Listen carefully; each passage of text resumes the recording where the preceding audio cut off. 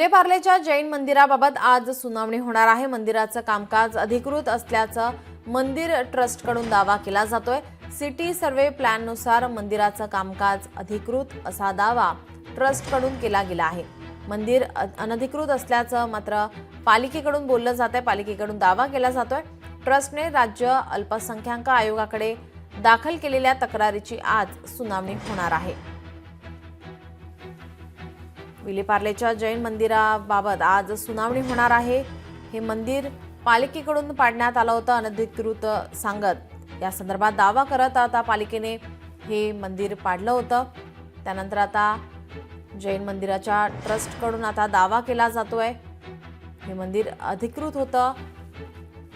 ट्रस्टने आता राज्य अल्पसंख्याक आयोगाकडे दाखल केलेल्या तक्रारीची आज सुनावणी होणार आहे। आपले प्रतिनिधी स्वप्नील जाधव आपल्यासोबत जोडलेले आहेत। स्वप्नील, काय अधिकची माहिती?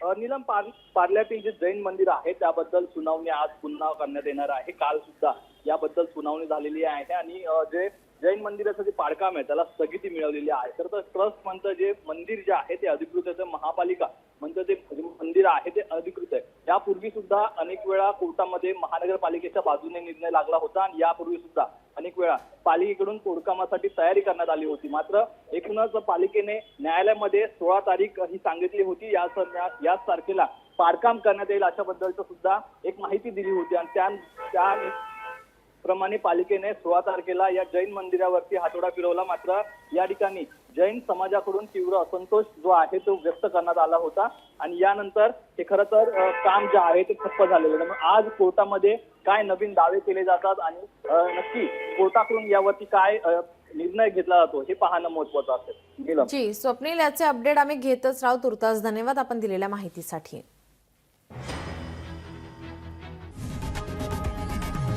लोकशाही मराठी ऐका, पहा, जागरूक रहा।